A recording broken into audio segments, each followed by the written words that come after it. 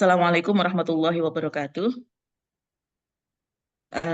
Bismillahirrahmanirrahim. Alhamdulillah rabbil alamin wa bihi nasta'in wa ala umri dunya waddin wa ala alihi wa sahbihi ajma'in amma ba'du. Yang kami hormati seluruh mahasiswa PPG dalam jabatan LPTKYN Kediri yang berbahagia. Pada hari ini kita bersyukur kepada Allah Subhanahu wa taala atas limpahan rahmat, nikmat dan hidayah kepada kita semua sehingga pada malam hari ini kita dapat mensosialisasikan kegiatan. Tak lupa sholawat dan salam semoga tetap terpancar kepada baginda Rasulullah Shallallahu Alaihi Wasallam yang senantiasa kita nantikan syafaatnya via yaumil qiyamah. Bapak Ibu yang kami hormati, sebelumnya kami sampaikan bahwa di PPG ini ada beberapa kegiatan. Kegiatan-kegiatan itu ada yang 18 SKS atau 24 SKS yang berada di kampus yang terstruktur. Di selain itu ada pula kegiatan pembinaan. Nah, kegiatan pembinaan ini ada bermacam-macam, diantaranya adalah kegiatan kepramukaan, kegiatan kewirausahaan, kegiatan kesamaptaan, kemudian kesehatan dan juga pendidikan berasrama. Pada saat ini untuk kegiatan akan kami sampaikan tentang pembinaan kepramukaan. Nah, ini kenapa sih Bapak Ibu guru ini juga diberikan materi tentang pramuka? Ini karena penting sekali. Ini anak-anak di sekolah harus melakukan kegiatan kepramukaan, maka Bapak Ibu guru pun meskipun tidak langsung menjadi pembina pramuka juga harus mengetahui kegiatan kepramukaan. Karena di dalam pramuka itu banyak sekali hal yang bisa kita petik gitu ya. Di antaranya adalah metode kepramukaan.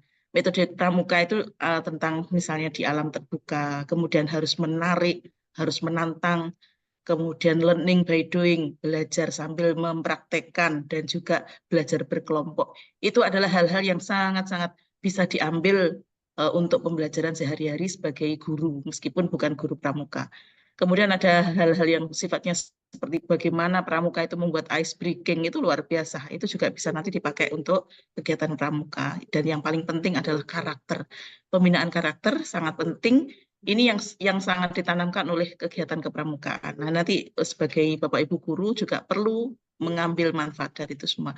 Baik Bapak Ibu, untuk kegiatan kepembinaan kepramukaan ini diwajibkan kepada seluruh mahasiswa PPG untuk mengikuti materi-materi kepramukaan yang nanti akan kami sampaikan pada video-video yang disiapkan. Jadi kami persilahkan setelah ini Bapak Ibu menyaksikan, semoga bisa mengambil manfaat dari ini semua. Terima kasih, kurang lebihnya mohon maaf.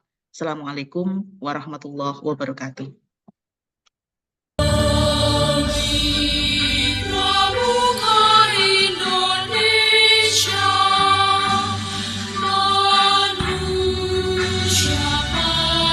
Dunia pendidikan ada 3. Mengapa? Karena pilar pendidikan kan ada 3. Coba lihat yang paling bawah itu, informal, formal, dan non formal.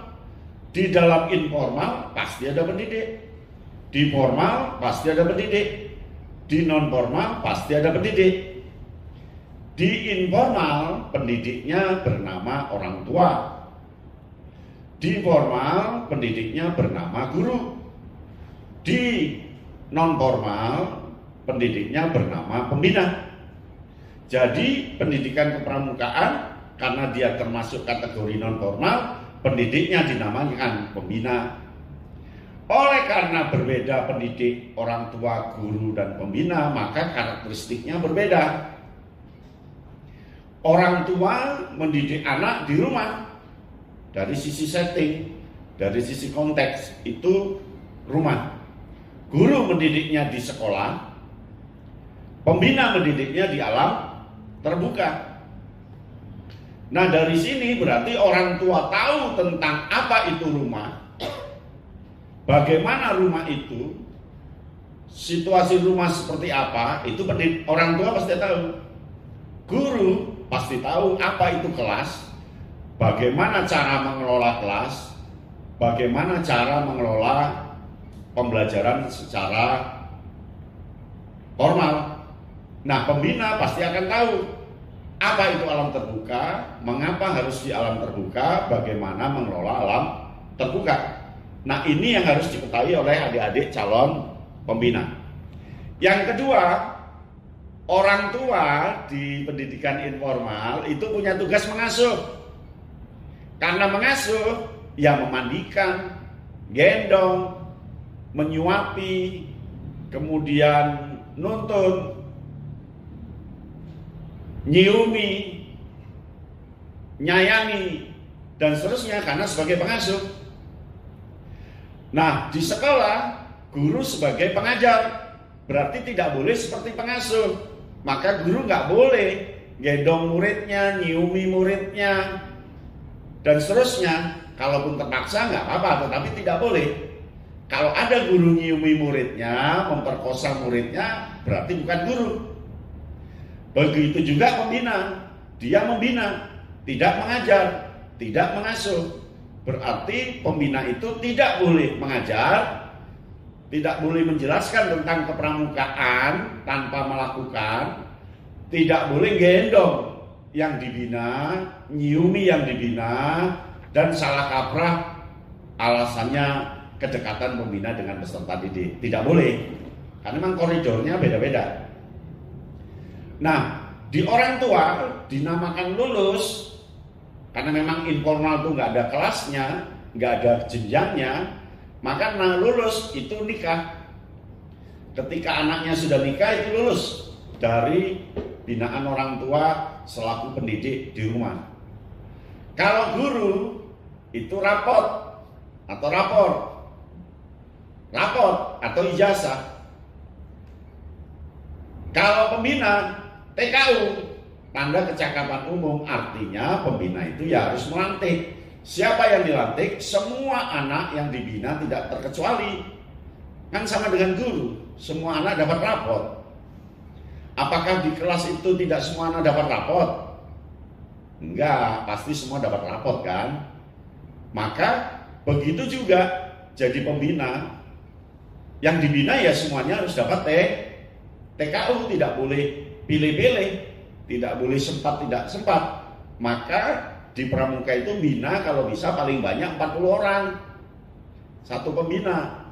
Nah, sekarang ini sedang terjadi salah kaprah. Satu pembina bina 300 orang, bina 200 orang.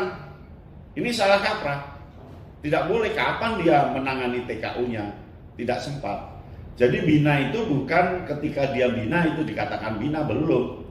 Ketika dikatakan bina jika muncul indikatornya anak-anak mendapatkan TKU. Mengajar itu juga nggak ada indikatornya. Indikator mengajar itu ya rapot. Ketika anak-anak dapat rapot dengan nilai yang bagus-bagus, berarti indikatornya mengajarnya berhasil. Nah, di orang tua juga begitu. Audio Jungle. Audio Jungle.